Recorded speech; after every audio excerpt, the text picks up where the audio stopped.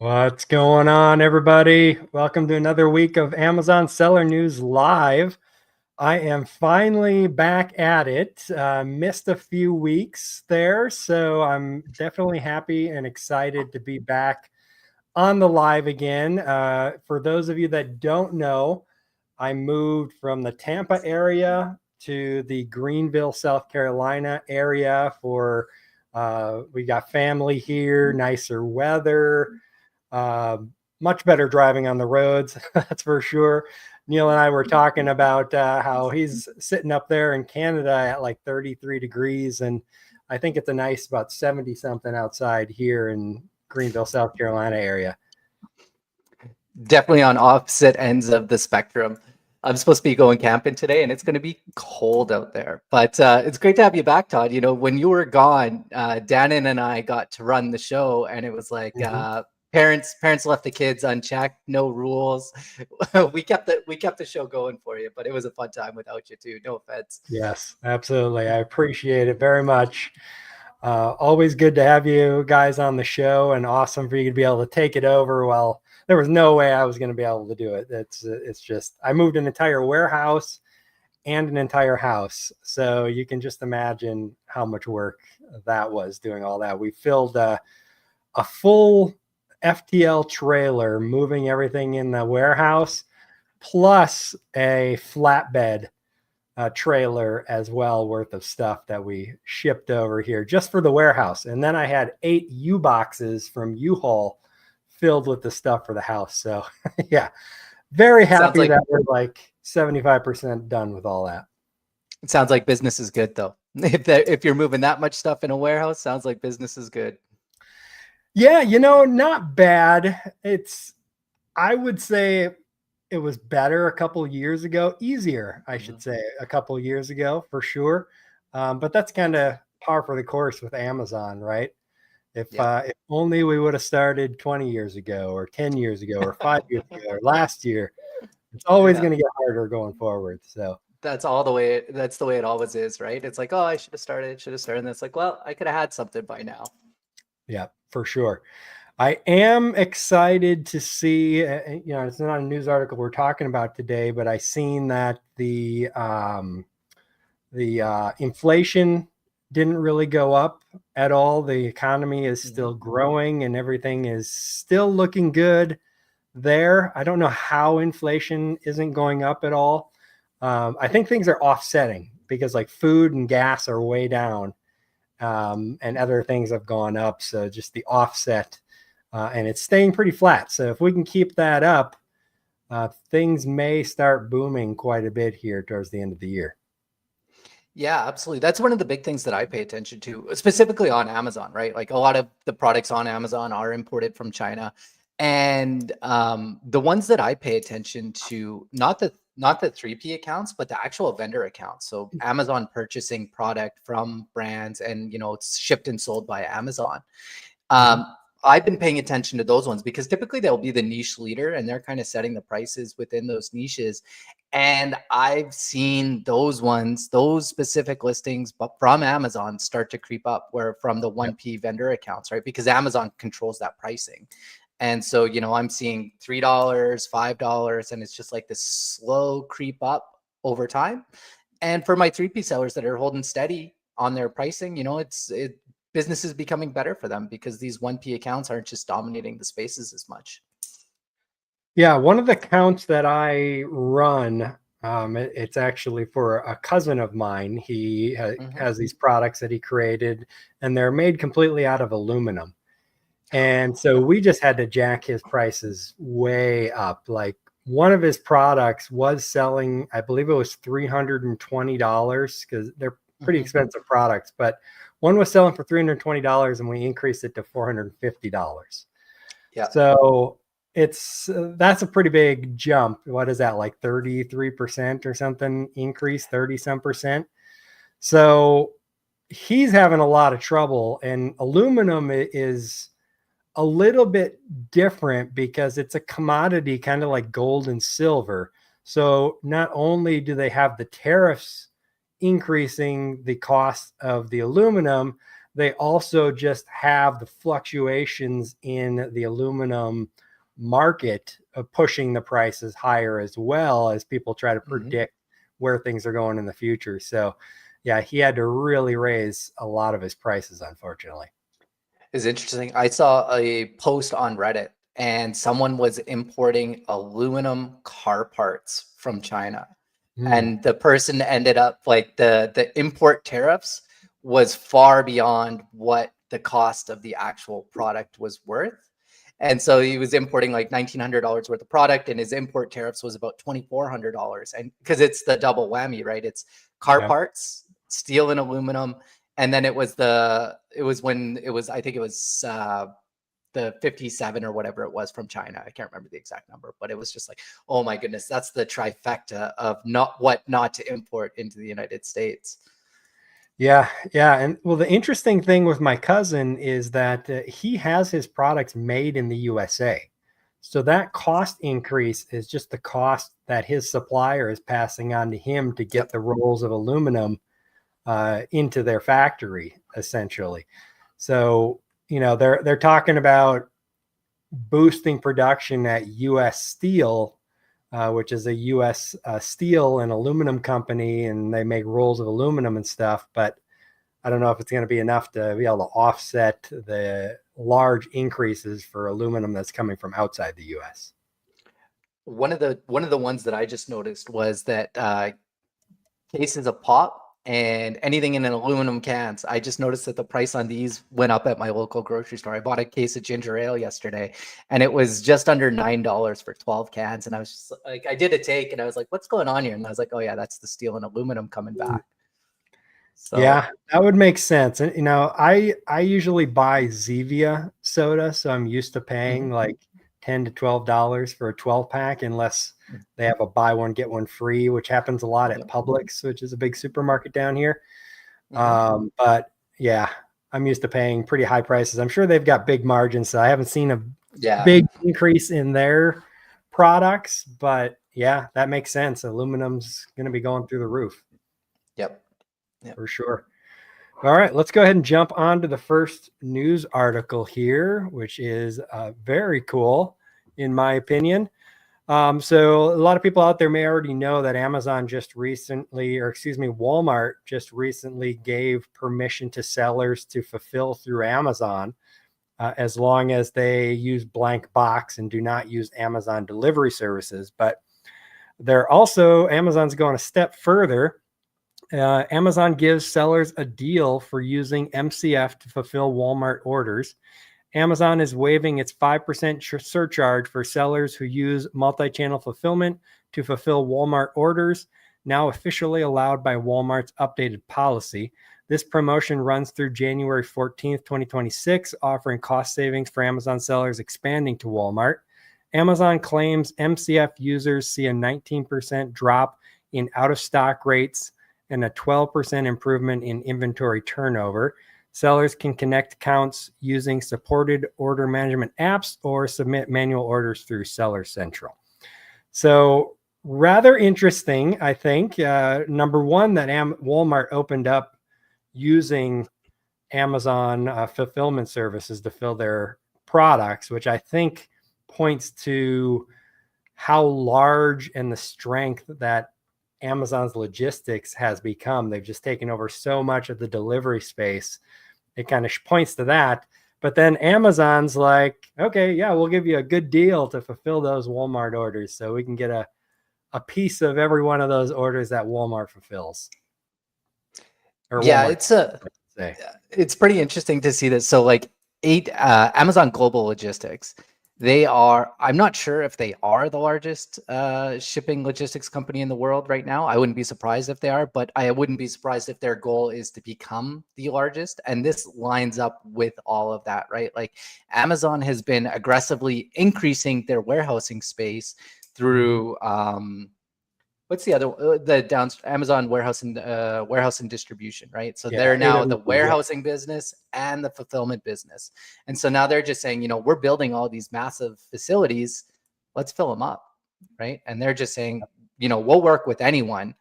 And on the other side of things, that says that Walmart isn't Like they're trying to grow, but there sounds like there's a little bit of growing pains if they're saying, hey, you know what, we're going to work with the person that we're going after and say, yeah, you know what, it's okay. You can use their services for now while we try to catch up, because their warehousing probably isn't where it needs to be.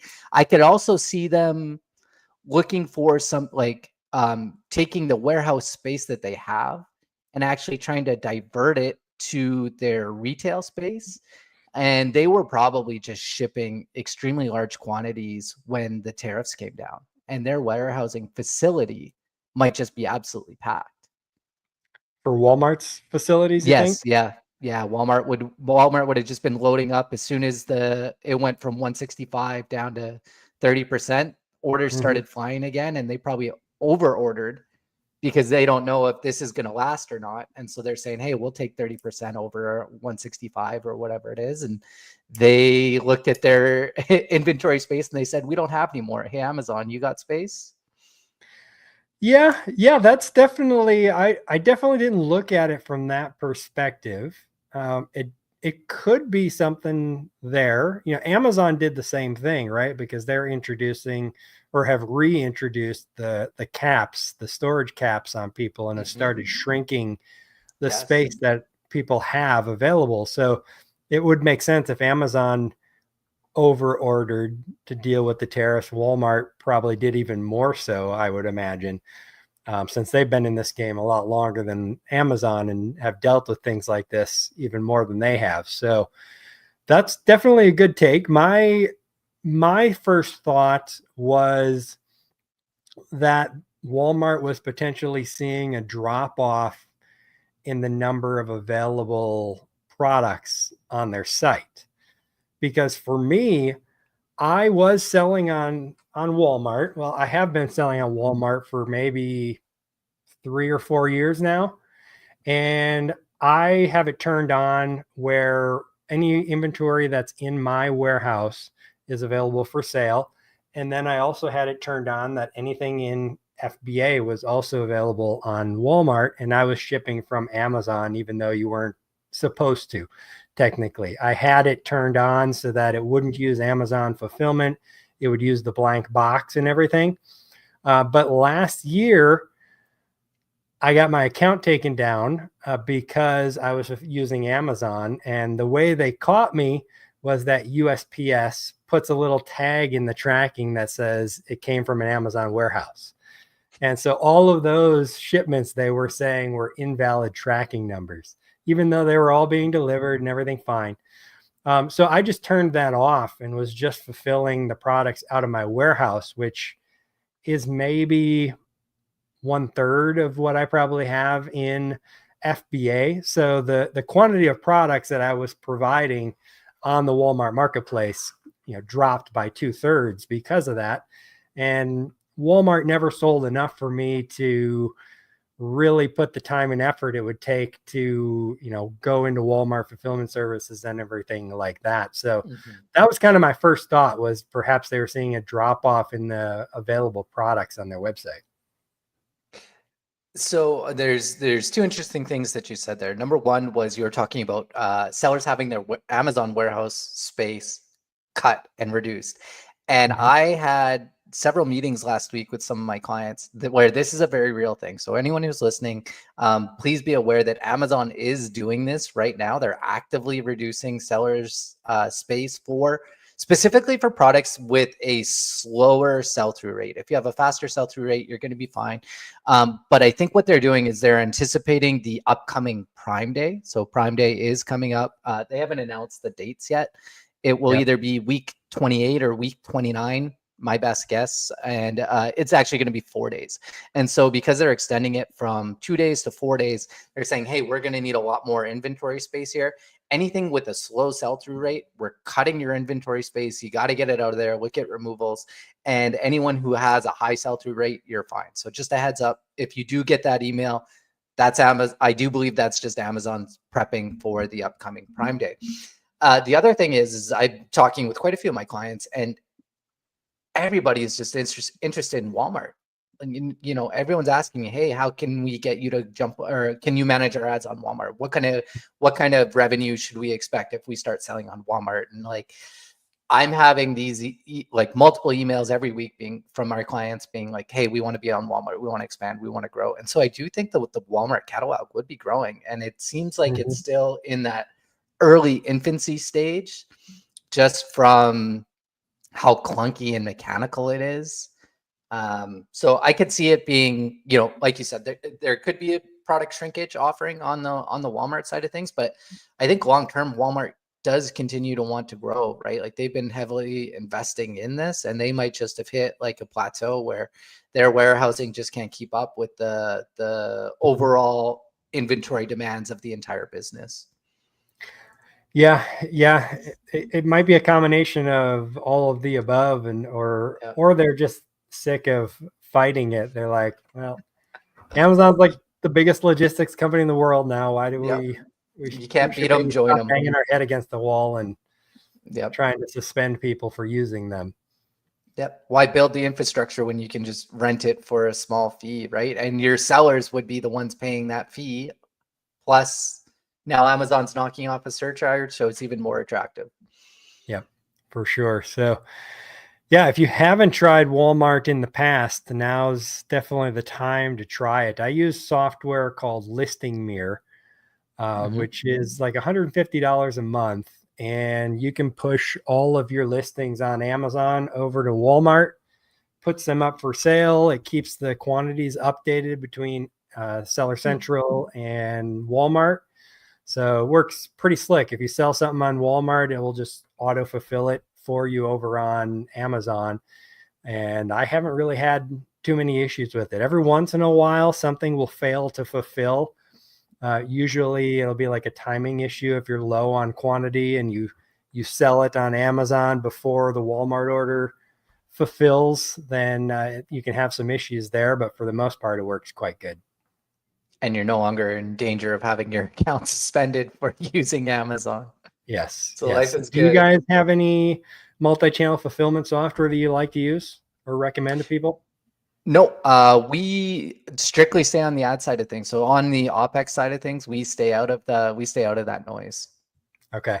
Yeah, there's a lot of them out there that you can choose from, and I've jumped between different ones. Joe Lister is another one out there. That's kind of the budget one in the space, and it works fine, but it's pretty limited on what you can push quantities to. I believe it only supports like 1 or 2 channels the last time I looked, where Listing Mirror supports a lot more. Like I use WooCommerce and Shopify and stuff like that as well that I need to fulfill. So it's a little bit more multifaceted, but still a good price. $150 a month is definitely well worth it to be able to put all your products on Walmart. And especially automate all your stuff too, right? Like the automation side of things, like not having to worry about that yourself. That's a business time saving effort. Yep, exactly right. All right, so let's see. Should we jump on to the next one here? Next article, Amazon is about to be flooded with AI generated video ads. Amazon has launched its free AI powered video generator tool in the US, allowing sellers to create realistic motion filled product ads in under 5 minutes. Sellers can choose from 6 auto generated clips featuring wearable products in action, human models, pets, music, and branded logos. New features include multi-scene editing, image to video conversions, and auto summarization for existing content like tutorials and social posts. For Amazon sellers, this tool makes ad creation faster, more engaging, and completely free, perfect for boosting conversions without hiring a video team. Now, of course, before we got started, we were talking about PPC Ninja has provided AI generated videos for quite a long time. So why don't you go ahead and jump in and talk a little bit about what you guys got going on and what you think about Amazon's AI generated videos?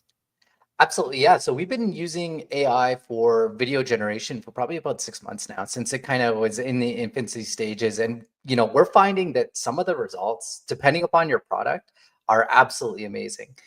There is a ton of tools out there. I actually haven't tested the one that Amazon is putting forward here, but as a pain point from a seller, supplying video is one of the biggest um, pain points for sellers.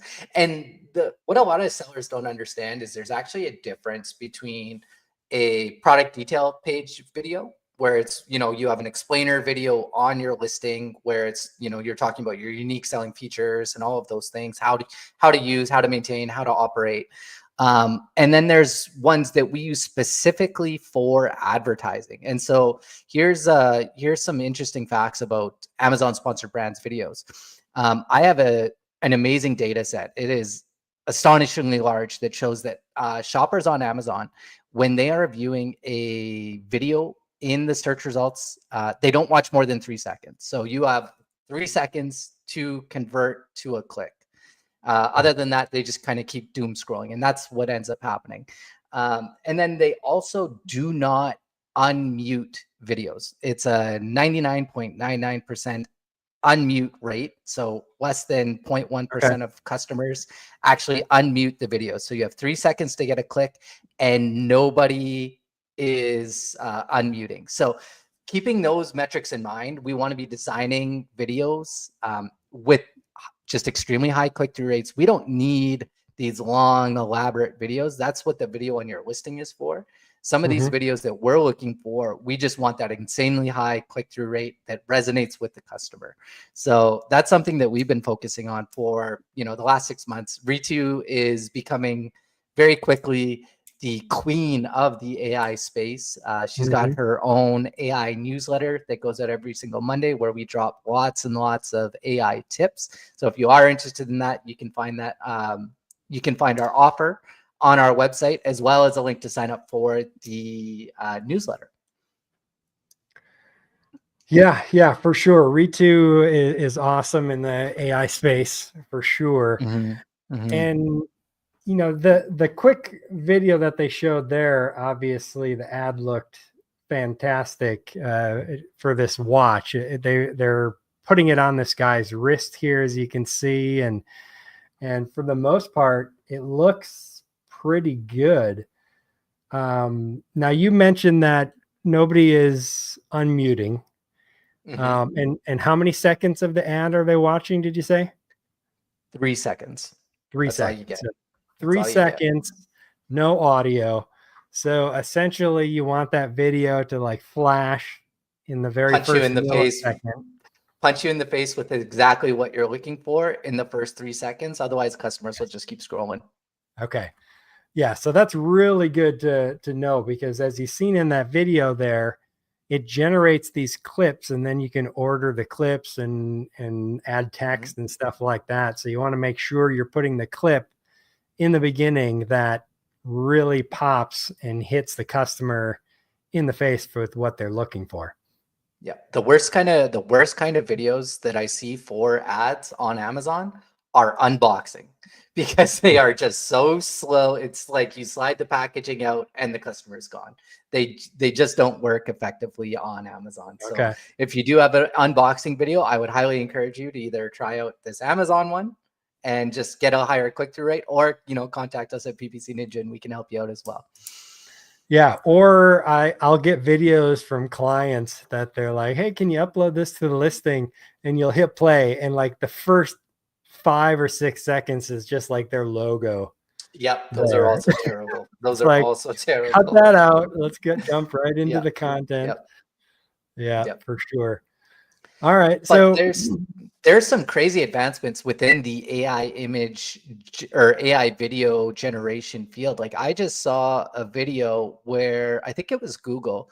They put out an entire video where they were at a car show and mhm. it was interviewing people at a car show, and it just looked so realistic that it was like you almost can't tell the difference. Like before, there were kind of those tells where it was AI because they couldn't get the fingers right, or they couldn't, there were just tiny little tells that you could pick out. But with the Google's latest one that they released there, it was unbelievable that was 100% AI driven. Yeah, it's getting quite impressive. It's getting to the point where it's hard to tell.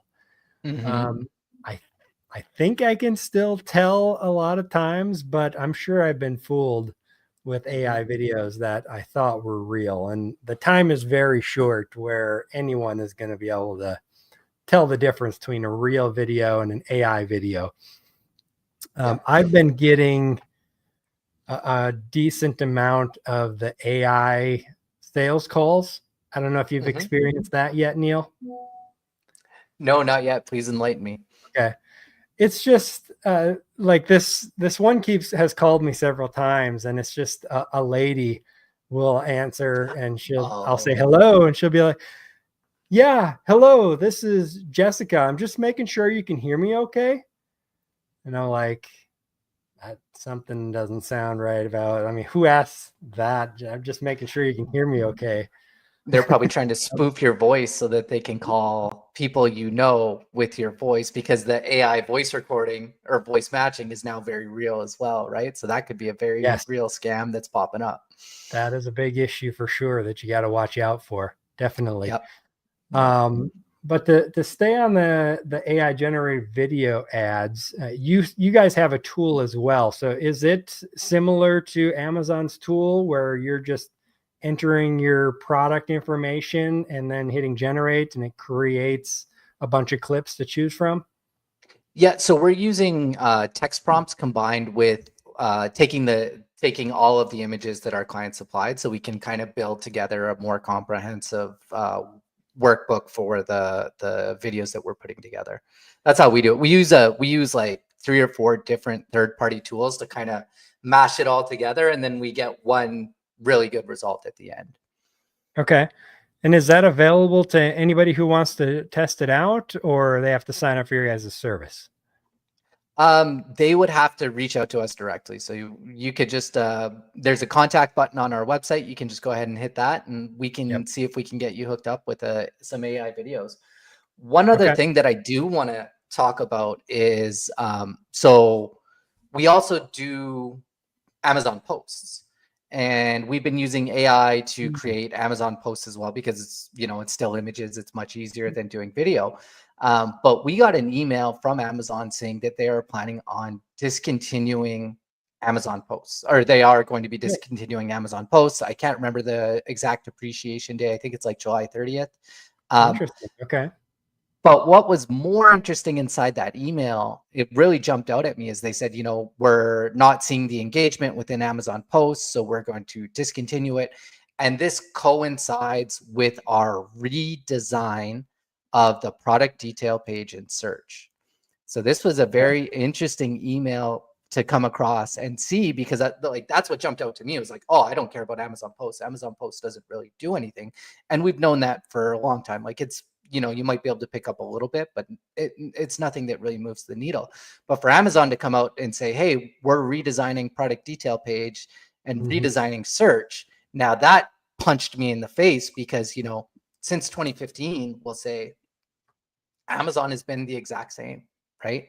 And for them to be coming out and saying, hey, we're redesigning product detail page, redesigning search, that's Yeah. a monumental thing to say in a post talking about getting rid of Amazon posts. Like, I didn't know that this so it's interesting to know that there is a redesign coming, and I wouldn't be surprised if Amazon's going all in on AI. It definitely seems that way. They've Mhm. been, if so, I get the Amazon newsletter every week just to see. Occasionally, there'll be something worth sending out to everybody in the newsletter, but usually it's just a bunch of promotional stuff. But it is almost always filled with a lot of AI stuff, from AI tools to AI, the capacity that Amazon has on AWS, and all this AI in the warehouses and everything. So it's definitely what Amazon is going all in on. And I think most big companies are. Yeah, absolutely.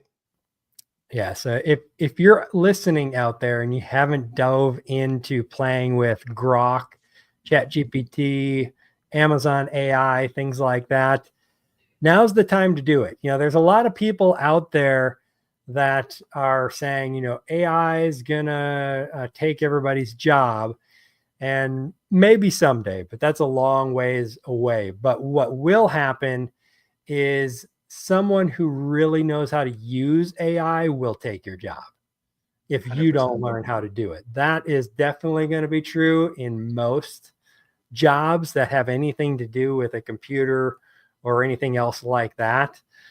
Even eventually, offline stuff is going to be big in that, as well as robots keep advancing and stuff like that. Amazon is releasing warehouses that or testing out warehouses that are completely run by robots, like humanoid robots that are walking around building pallets, picking and packing and doing all that stuff. So that's all coming very quickly. And so you got to learn how to use AI as a tool and really take advantage of it.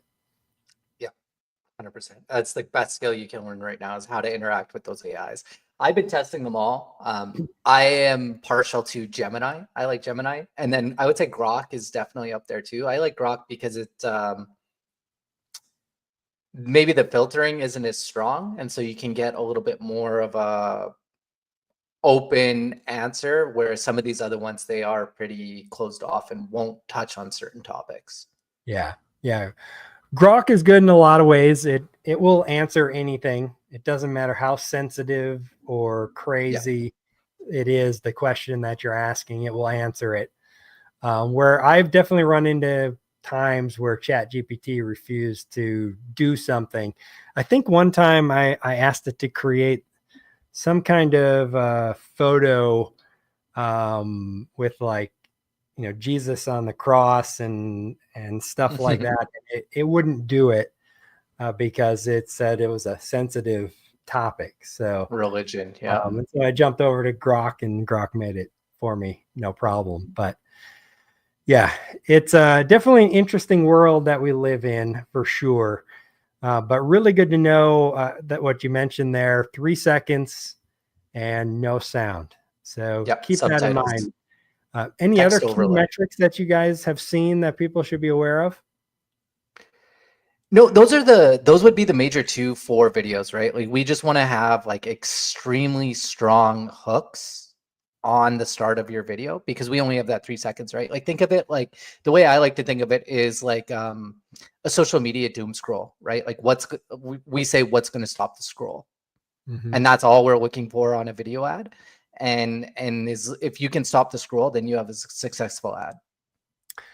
Yeah, stopping the scroll for sure. It always amazes me. Like, I'll every once in a while, I'll get into like flipping through videos on whatever platform I'm on. Mhm. And every once in a while, I'll flip to a video and then I'll immediately flip like faster to the next one.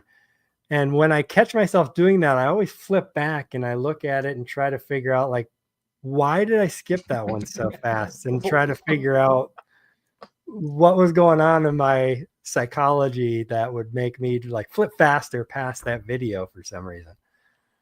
It's incredible. I think the brain is just becoming inherently trained to kind of skip over content that it might think is an ad, right? Like, Yeah.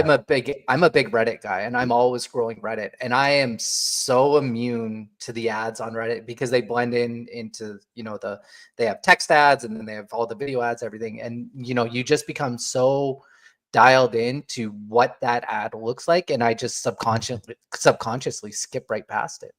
Yep. Yep. For sure. And one interesting thing I found is if you put your phone in low power mode, Hmm. and so it suppresses video autoplay.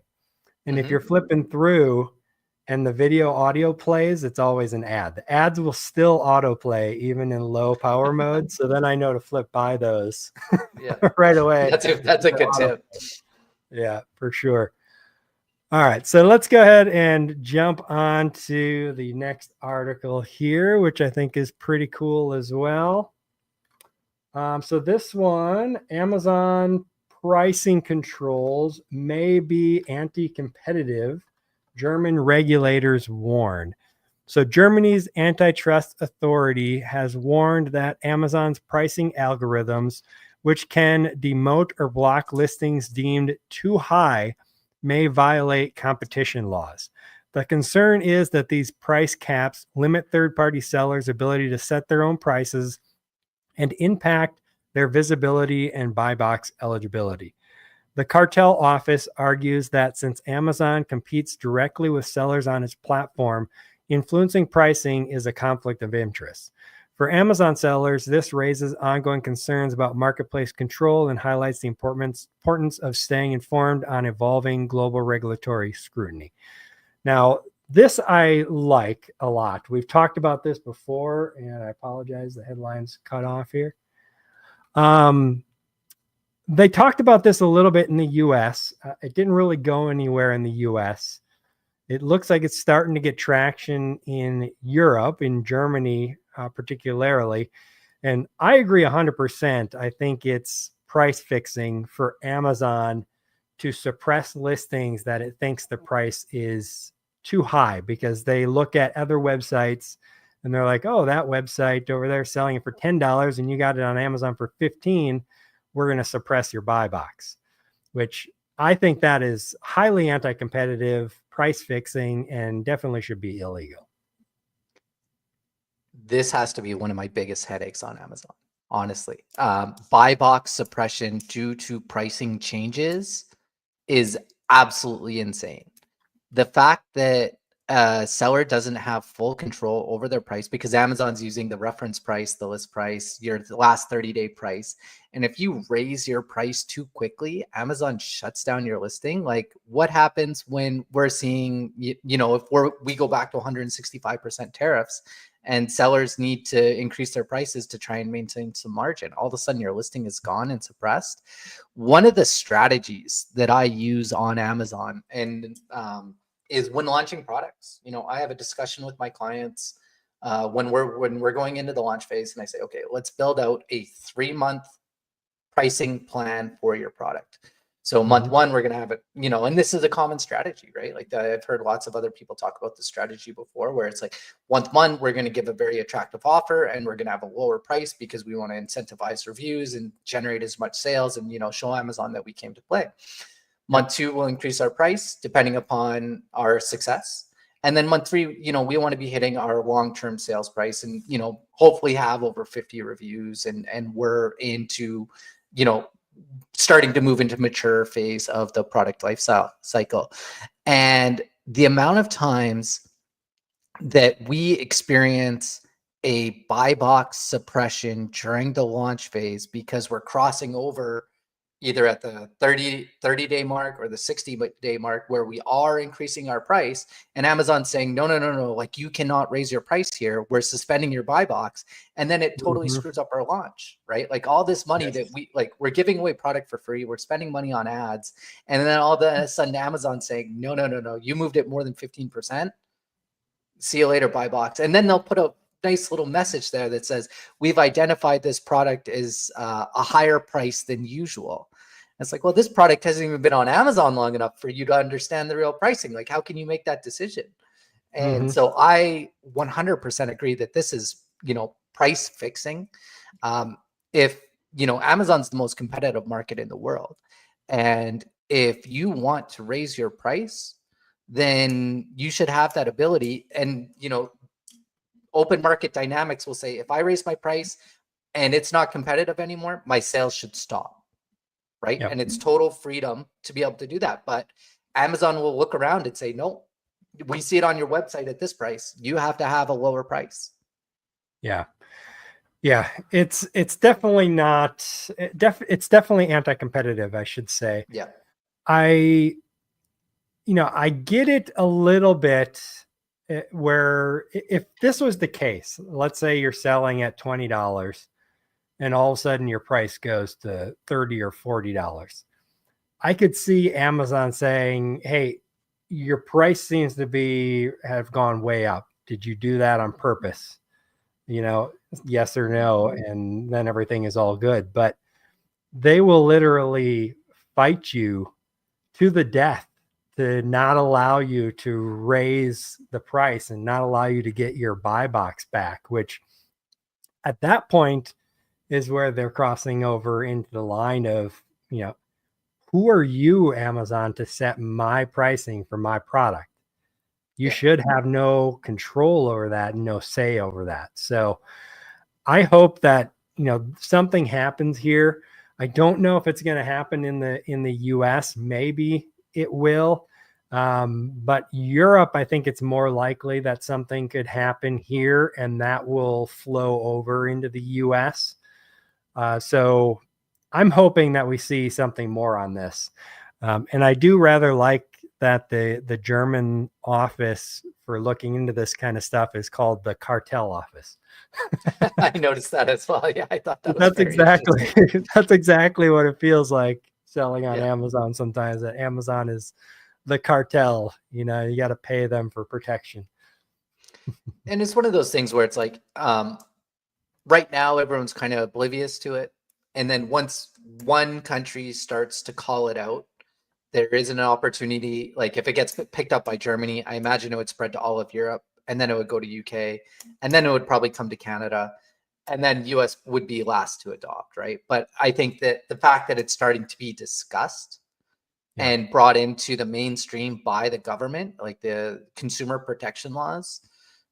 I don't know if it's consumer protection laws, but it would be like around the open market and price fixing and all those things, right? So it's to me that Europe will pass it, will most definitely pass it first, and then US will be a slower adoption, but this is the right direction we need to go. Yeah, and a lot of the times the argument from Amazon is like, "Oh, we're trying to keep the prices lower Yeah. for people, so we're saving people money." And in reality, not necessarily, or not really, because what ends up happening is that, okay, well, I want to sell the product for $30 on Amazon, so I guess I'll raise the price on my website to $30 instead of selling it for 20, even though the profit margin on Amazon is 50% or 40% and my website is like 60%. Now it's going to be 80% on my website because you're not paying any kind of fees or anything like that over there. And that's what they're not taking into account. And so if you have this where you say, Amazon, you're not allowed to control prices, you can't suppress buy boxes if somebody goes too high, that is another incentive for them to keep their fees lower, because they can't artificially try to control the prices as well. So it's another one of those mechanisms to have a little more free market control, or a little free market for the fees and such, to hopefully keep them a little lower. Mm-hmm. Yeah. So we'll keep an eye on that and let you guys know if we see anything else on that. But I'm just happy that they're looking into it. The US did last year. Haven't really heard anything much more of it. I believe, if I remember right, it's coming to court, I believe it might be in July, that the lawsuit over buy box suppression and things like that is coming in the US. So we'll see some more information on that perhaps next month. Yeah. All right, let's go ahead and jump on to the last story here. So raising prices without losing sales, tips for navigating elasticity on Amazon, kind of flows right in from what we were just talking about. So Amazon sellers facing rising tariff costs must master price elasticity to protect margins without driving away customers. Start by analyzing total costs and running controlled price tests to find your product's pricing sweet spot. Third-party sellers have more flexibility than one-piece sellers, allowing faster price adjustments and real-time elasticity tests during market shifts. Dynamic pricing tools like Feedvisor's AI can help sellers adapt quickly, maintain profitability, and avoid price points that collapse demand. And you mentioned, Neil, that you've been working with clients as well on increasing their pricing. So I'm curious to hear more about what you guys have been seeing. Yeah, absolutely. So that, I mean, the pricing is one of the biggest things on Amazon, right? Like that's a lot of your offer. Customers that come to Amazon are very price centric, and that's something that we've just been spoiled with over the last decade from what Bezos has created. What we do at PPC Ninja is we actually have a scraper. So we reach out to our clients and we say, hey, listen, who are the most important competitors to you? And they'll give us supplies with a list. We'll say, give us 10 ASINs, 20 ASINs, whatever, and we'll put them into our scraper. And what we do is we scrape their pricing every single day. And then on an app, we'll take a week over week average. So we're tracking their price. We'll take the 7-day average and we'll track their price every single week. And so then we just automatically do that, and we'll send it out to our clients every single week and say, hey, listen, your competitors, these are the price changes that they're doing. So we're very aware. Are your competitor prices going up or down? It's in a very easy, digestible graph to say, hey, we see a price increase here. We don't see a price increase here. We see a price decrease. And it's very easy. Like, it makes our life easier because when there are price fluctuations within your niche, if it's a niche leader, the niche goes up or the niche goes down depending upon how the niche leader sets his pricing, right? They set the deal, so to speak. And paying attention to this pricing structure is very important. So what your competitors are doing. The other thing that's very, very important is I just had this conversation where one of my clients was talking about decreasing his price by $1. And, I said that can be a little bit of a trap, because when we look at the ad data or our unit session percentage, so our organic conversion rate within Amazon, the price change of decreasing by $1 might not be enough to increase your conversion rate where you're going to see a net positive. And a perfect example of this is I had a client and he was running lightning deals all the time. And we couldn't get his tacos to drop. But, we were looking at the data, and we found that he would drop his price by 20%, but his conversion rate would actually stay the exact same. So there was zero change on his conversion rate. So all he was doing was lowering his price, and there was no actual benefit to it. And so how this needs to be set up and looked at is you need to set up very controlled tests where you're monitoring your PPC conversion rate versus your price. And if you do a price increase by, say, 50 cents a dollar, you might not see any change in your conversion rate. And as long as your conversion rate stays stable and your sales stays stable, it's an acceptable change, right? And 50 cents, 30 cents, you're typically not going to see any type of change there. But once you start getting to we call them the psychological numbers. So, the from $4.99 up to $5, or crossing over the $5 mark, or from $39.99 crossing over to $41.99. Like, those are tough changes because there's the psychological barrier there from consumers. But if you're going from, say, 36 to 37, usually you can get away with that. But that's the way we go about doing it, is we'll track PPC conversion rate and your unit session percentage. We'll monitor them both, and we'll run a test for 2 weeks or something like that. We'll say, hey, listen, like, your conversion rate went up, no change in your conversion rate, or your conversion rate went down. This is not good for you, or this is good for you. And then we've established a baseline to be like, yes, this new price can work for you. And, you just increased your margin by 10%, we'll say, or something like that. Right.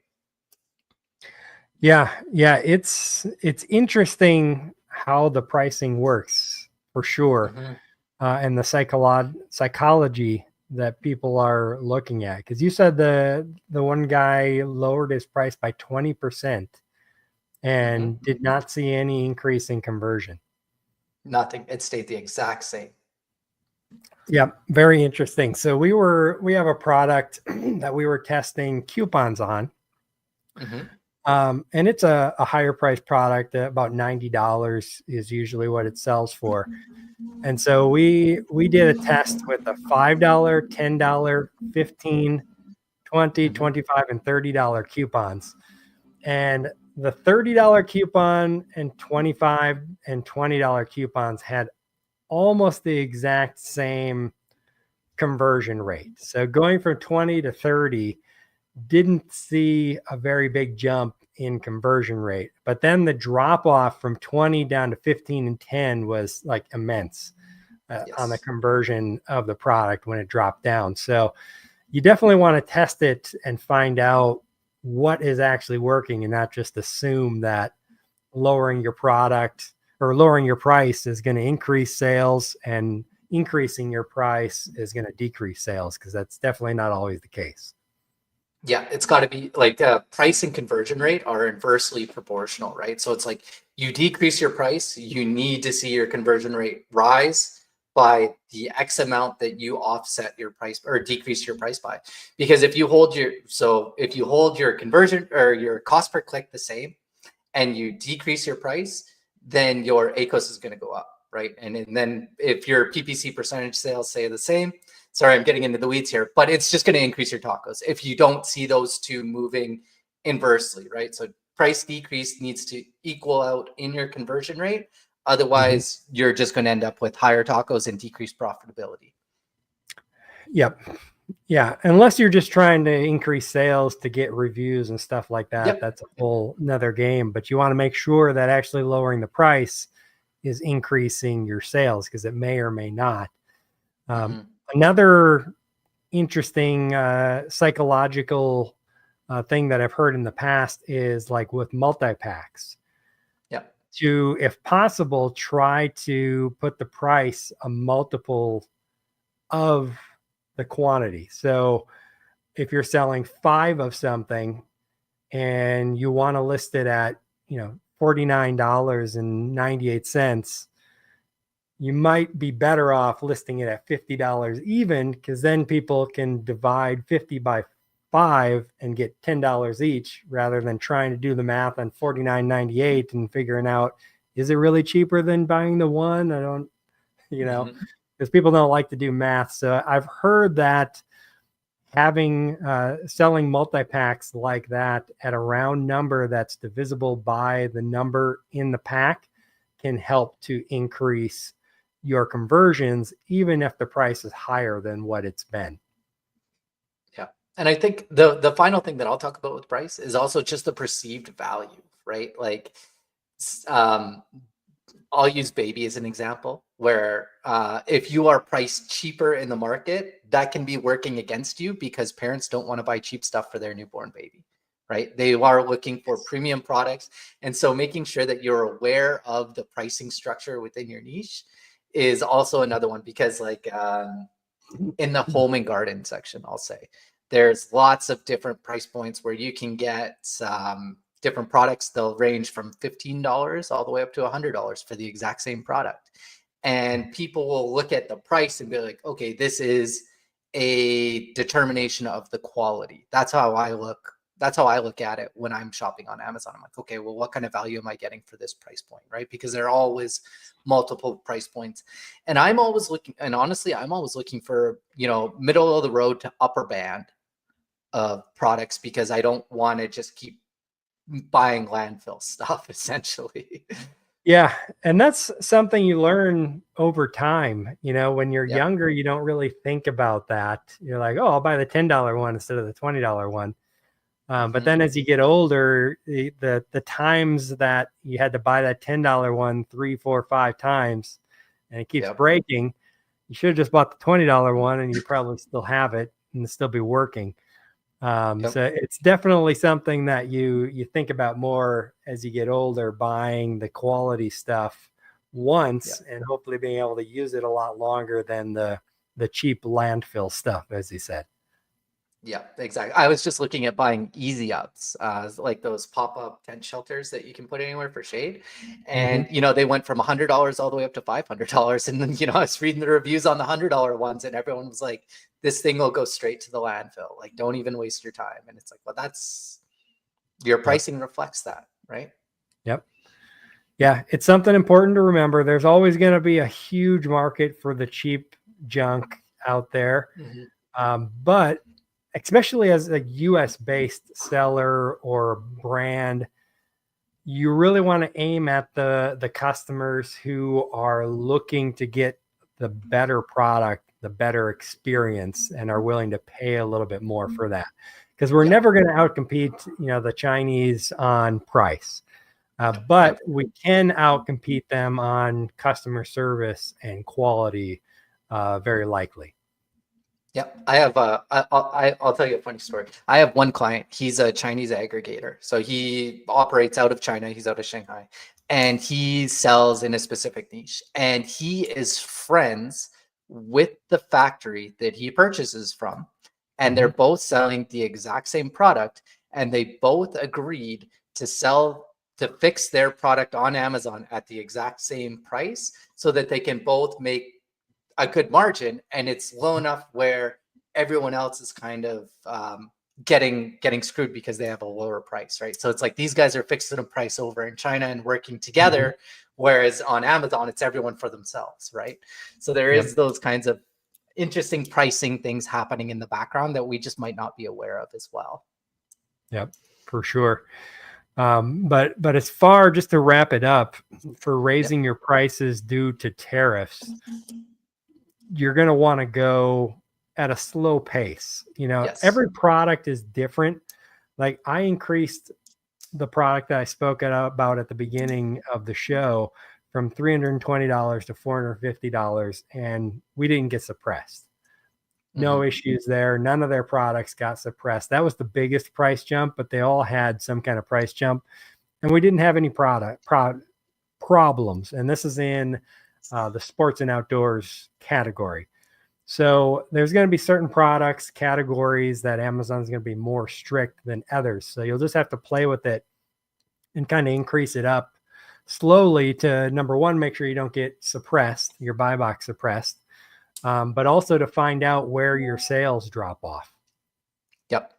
And so if you are looking at doing price increases and you don't want to use the software, if you have a stable PPC conversion rate, your unit session percentage should be stable as well. Just start tracking those over a period of time and give yourself 2 weeks to a month or something like that. Don't just change your price one day, your sales drop, and then change it back right away. Hold steady and make sure that you are using a long enough data set to make a good informed decision. Yeah, you got to give time for people's mindset to adjust to the new normal. If you think about it in terms of real estate, right? The price or the interest rate, I should say, went from like 2%, and now we're at 7%, give or take. And for a while, when that interest rate went up, no one was buying houses. Like the housing market just dropped off a cliff, and nobody was selling, nobody was buying. And then slowly over time, people started adjusting to the new normal, and people are buying again now. I know this summer sales of houses have relatively picked up depending on the market that you're in. Some are still suppressed, but people are buying a lot more than they were when the interest rate first went up because they've adjusted in their mind to the new normal. So if you can bring them along with your pricing and come up, and you also got to look at your competitors and make sure you're not outpricing the market at that time as well. That plays into it. Yeah, that's a very interesting point. Like I think about April versus May in terms of our sales for our clients on Amazon. And April sales, beginning of the month, were crazy. They were so much because everyone was trying to buy stuff before the tariffs. And then after April, they really slowed down. And towards the end of April, we noticed a pretty significant slowdown. As soon as May, kind of like after the first week of May, buyer behavior returned to normal, right? Yep. We saw this happen, and that probably coincides with President Trump putting a pause on the big tariffs and sending tariffs back down to that 30%, much more reasonable rate. And consumer buyer behavior just snapped right back to normal. Yeah. It's there's a lot of psychology, right? I've been saying psychology a lot today, but it plays so much into it in how people look at the market and what they're going to buy, when they're going to buy, and any little thing can, push them one way or another. So just be careful with your pricing and test it. You got to test everything to make sure you're actually moving in the right direction. All right, cool. Well, that wraps up the show. We're over the top of the hour. So, Neil, I appreciate you coming on the show. Always a pleasure. Thanks for having me again, Todd. Yeah, always great having you. And everybody out there watching, I appreciate you watching the show as well. We do this every Friday. I'm back on it, so we'll be doing it every Friday again at 1 p.m. Eastern time. So until next week, everybody have an awesome weekend, an awesome week, and I hope your sales are going in this direction. Have a good one, everybody.